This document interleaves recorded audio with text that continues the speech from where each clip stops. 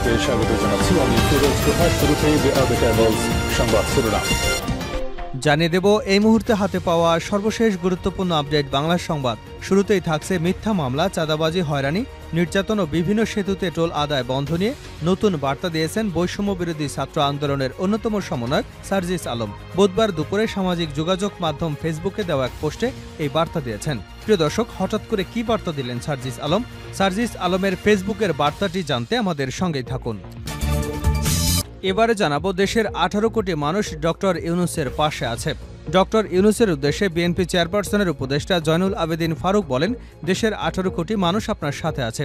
আপনি নির্বিঘ্নে কাজ করে যান। প্রয়োজন পড়লে 18 কোটি মানুষই আবার আপনার জন্য রাস্তায় নামবে। জানাবো, গুমের শিকার সালাউদ্দিন 1 দশক পর জন্মভূমি কক্সবাজারে। দীর্ঘ 1 দশক পর বিএনপির জাতীয় স্থায়ী কমিটির সদস্য ও সাবেক যোগাযোগ প্রতিমন্ত্রী সালাউদ্দিন আহমেদ নিজ জন্মভূমি কক্সবাজারে ফিরেছেন। বুধবার বেলা 11:30টায় তিনি কক্সবাজার বিমানবন্দরে অবতরণ করেন। তাকে স্বাগত জানাতে সকাল থেকে কক্সবাজার বিমানবন্দর সহ আশপাশের এলাকায় বিএনপির অঙ্গ ও সহযোগী সংগঠনের হাজার হাজার নেতাকর্মী জড়ো হন। কয়েক কিলোমিটার জুড়ে রাস্তার দুপাশে সারিবদ্ধ হয়ে দাঁড়িয়ে থাকেন। এদিকে ডিম ও জুতার মালা নিয়ে আদালতে হিরো আলম। সাবেক তথ্য ও সম্প্রচার প্রতিমন্ত্রী আরাফাত রহমানের খোঁজে ডিম এবং জুতার মালা নিয়ে আদালত চত্বরে ঘুরছেন কন্টেন্ট ক্রিয়েটর হিরো আলম। এর আগে তিনি হত্যা চেষ্টার অভিযোগে আরাফাত রহমানের বিরুদ্ধে মামলার আবেদন করেছেন। জানিয়ে দেব, নিত্যপণ্য আমদানিতে ডলার সংকট হবে না, উপদেষ্টা সালেউদ্দিন। জ্বালানি, সার এবং খাদ্যপণ্য সহ অতি প্রয়োজনীয় জিনিসপত্র আমদানি করতে হলে ডলার সংকট হবে না। এলসির সমস্যা রাতারাতি কেটে যাবে না, তবে ধীরে ধীরে তা কমে আসবে। এবং সর্বশেষ জানাবো আন্তর্জাতিক সংবাদ। পশ্চিম তীরে ইসরায়েলের সামরিক অভিযানে 11 ফিলিস্তিনি নিহত। গাজায় যুদ্ধবিরতির আলোচনার মাঝেই দখলকৃত পশ্চিম তীরের উত্তরাঞ্চলে বড় ধরনের স্থল বিমান হামলা চালিয়েছে ইসরায়েলি সামরিক বাহিনী। এতে কমপক্ষে 11 জন ফিলিস্তিনি নিহত হয়েছেন। এতক্ষণ শিরোনাম শুনছিলেন, এবার বিস্তারিত। প্রিয় দর্শক, আপনি যদি এই চ্যানেলে নতুন হয়ে থাকেন, ভিডিওটি দেখতে দেখতে চ্যানেলটি সাবস্ক্রাইব করে আমাদের সঙ্গেই থাকুন। আর এই ভিডিও সম্পর্কে আপনি আপনার মূল্যবান মতামতটি কমেন্ট বক্সে জানিয়ে দিন। আর হ্যাঁ প্রিয় দর্শক, জানিয়ে দিন ভিডিওটি কোথা থেকে দেখছেন। মিথ্যা মামলা, চাঁদাবাজি ও টোল আদায় নিয়ে সার্জিসের বার্তা।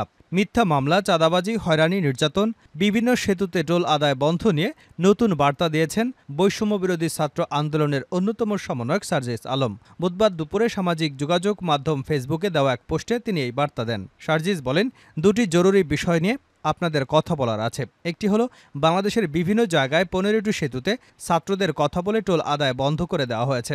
আমাদের পক্ষ থেকে বার্তা স্পষ্ট হলো, এটি রাষ্ট্রের আয়ের উৎস।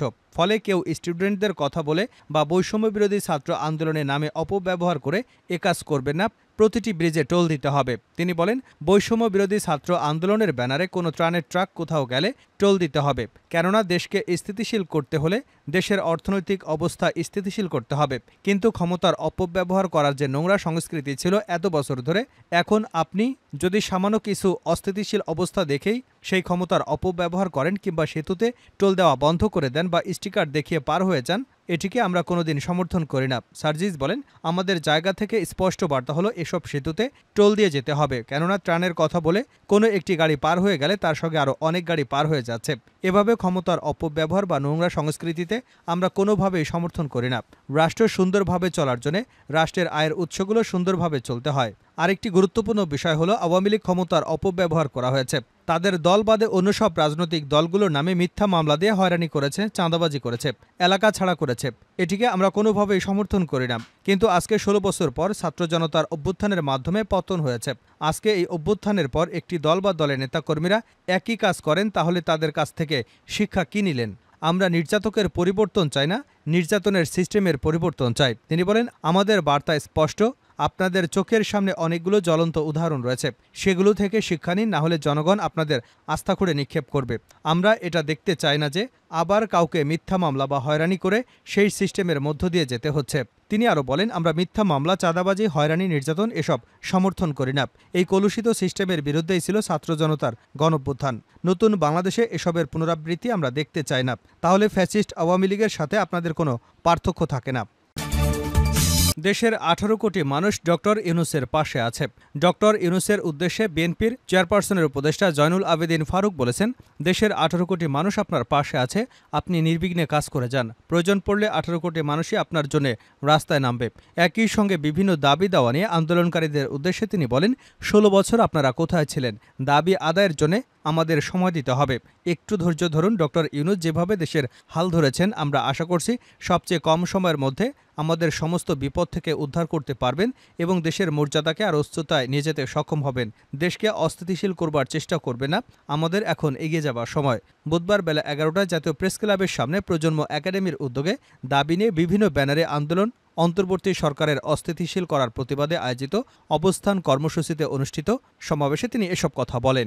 বিরোধী দলীয় চিফ হুইপ ফারুক আরও বলেন, ভারত বাংলাদেশের মানুষকে গোলামির জিঞ্জিরে আবদ্ধ করতে চায়, কিন্তু সেই সুযোগ ভারত আর পাবে না। কারণ বাংলাদেশের জনগণ এখন সোচ্চার। আওয়ামী দুঃশাসন এবং ভারতীয় আগ্রাসনের বিরুদ্ধে জাগ্রত জনতা আন্দোলন সংগ্রামের জন্য প্রস্তুত।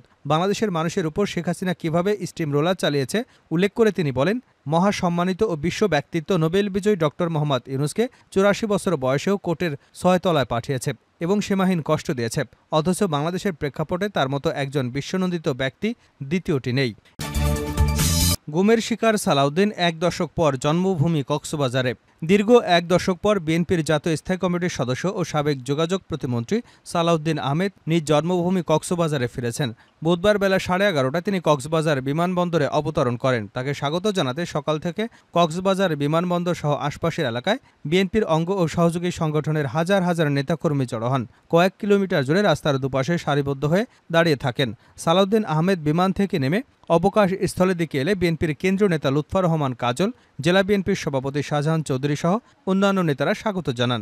এদিকে বিএনপির শীর্ষ নেতাকে স্বাগত জানাতে বিমানবন্দর থেকে শুরু করে পুরো কক্সবাজার শহর, চকরিয়া, পেকুয়া পর্যন্ত সড়ক মহাসড়কে তরুণ ব্যানার ফেস্টুনে ছেয়ে গেছে। তিনি যখন কক্সবাজার আসেন তখন বিমানবন্দর এবং আশপাশের সড়কে নেতাকর্মীদের ভিড় লেগে যায়। এ সময় শহীদ সরণি, থানা রোড, বিমানবন্দর সড়ক, ঝাউতলা এলাকায় দীর্ঘ যানজটের সৃষ্টি হয়। সালাউদ্দিন আহমেদ কক্সবাজার থেকে সড়ক পথে নিজ জন্মস্থান পেকুয়াতে যাবেন। ডিম ও জুতার মালা নিয়ে আদালতে হিরো আলম। সাবেক তথ্য ও সম্প্রচার প্রতিমন্ত্রী আরাফাত রহমানের খোঁজে ডিম ও জুতার মালা নিয়ে ঢাকার আদালতে ঘুরছেন কন্টেন্ট ক্রিয়েটর হিরো আলম। এর আগে তিনি হত্যা চেষ্টার অভিযোগে আরাফাত রহমানের বিরুদ্ধে মামলার আবেদন করেন। বুধবার ঢাকার মেট্রোপলিটন ম্যাজিস্ট্রেট সাইফুর রহমানের আদালতে তিনি আবেদন করেন। পরে আদালত তার জবানবন্দি গ্রহণ শেষে আদেশের জন্য অপেক্ষায় রেখেছেন। আদালত থেকে বেরিয়ে হিরো আলম বলেন, আমাকে যে মারধর করা হয়েছে সে ব্যথা এখনও রয়েছে। আমি শুনেছি আরাফাতকে ডিবি কার্যালয়ে নেওয়া হয়েছে। লোকজনের ভয়ে তাকে আদালতে নিয়ে আসা হচ্ছে না। আমার মনে হয় তাকে ডিম থেরাপি দেওয়া হচ্ছে।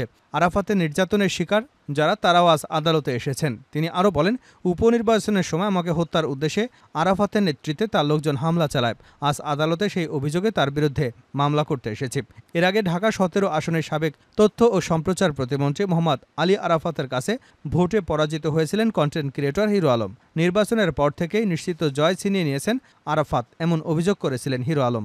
রাজধানীর গুলশান এলাকা থেকে আরাফাতকে গ্রেপ্তার করা হয়। সেই খুশিতে মিষ্টি বিতরণ করেছেন হিরো আলম। কারণ হিসেবে তিনি বলেছেন, উপনির্বাচনের সময় আমি যখন বনানী বিদ্যানিকেতন স্কুল অ্যান্ড কলেজে ভোটকেন্দ্র পরিদর্শনে গিয়েছিলাম তখন আরাফাতের নির্দেশে কিছু লোক আমাকে মেরে ফেলতে চেয়েছিল। দায়িত্বরত পুলিশও আমার পাশে দাঁড়ায়নি। কোনো মতে প্রাণে বেঁচে ফিরেছিলাম। নিত্যপণ্য আমদানিতে ডলার সংকট হবে না, উপদেষ্টা সালেউদ্দিন। জ্বালানি, সার এবং খাদ্যপণ্য সহ অতি প্রয়োজনীয় জিনিসপত্র আমদানি করতে হলে ডলার সংকট হবে না। এলসির সমস্যা রাতারাতি কেটে যাবে না, তবে ধীরে ধীরে কমে আসবে। বুধবার বিকেলে ব্যবসায়ীদের সঙ্গে বৈঠক শেষে সাংবাদিকদের প্রশ্নের উত্তরে এসব কথা বলেছেন অর্থ ও বাণিজ্য উপদেষ্টা ডক্টর সালেউদ্দিন আহমেদ। তিনি আরও বলেন, এ সরকার কোনো রাজনৈতিক সরকারও নয়, প্রশাসনিক সরকারও নয়। এ সরকার অন্তর্বর্তীকালীন সরকার। তিনি বলেন, আমাদের কারো প্রতি কোনো রাগ অনুরাগ নেই, এ সরকারের কোনো এজেন্ডাও নেই। তাই দাম কমানোর ক্ষেত্রে সিন্ডিকেটের সঙ্গে কোনো কম্প্রোমাইজে যাবে না সরকার। তাই বাজার সিন্ডিকেটের সঙ্গে নো কম্প্রোমাইজ। এই উপদেষ্টা আরও বলেন, চট্টগ্রাম বন্দরে আসা সাবেক এমপিদের নামে আটকে থাকা শুল্কমুক্ত গাড়ি ফেরত পাঠানো ঠিক হবে না। ফেরত পাঠালে দেশ রাজস্ব হারাবে। এই গাড়ি বিক্রি করার শর্ত সহজ করে দেওয়ার নির্দেশনা দেওয়া হয়েছে। পশ্চিম তীরে ইসরায়েলের সামরিক অভিযানে 11 ফিলিস্তিনি নিহত। গাজায় যুদ্ধবিরতির আলোচনার মাঝেই অধিকৃত পশ্চিম তীরের উত্তরাঞ্চলে বড় ধরনের স্থল ও বিমান হামলা চালিয়েছে ইসরায়েলের সামরিক বাহিনী। এতে কমপক্ষে 11 জন ফিলিস্তিনি নিহত হয়েছেন। পশ্চিম তীরের উত্তরাঞ্চলে বেশ কয়েকটি শহরে ইসরায়েলি অভিযান ও হামলায় তারা প্রাণ হারিয়েছে। বুধবার এক প্রতিবেদনে এ তথ্য জানিয়েছে ব্রিটিশ সংবাদ মাধ্যম বিবিসি। গাজার যুদ্ধ পেরিয়ে গেছে প্রায় 10 মাস।